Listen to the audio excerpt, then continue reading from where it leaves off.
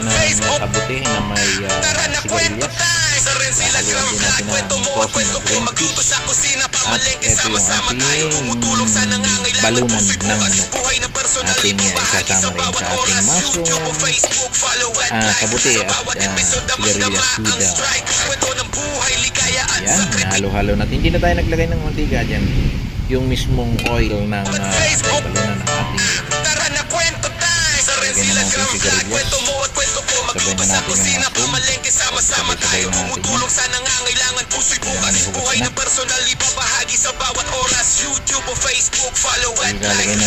Sabay natin yan. Yan, ilalagay na natin halo na natin.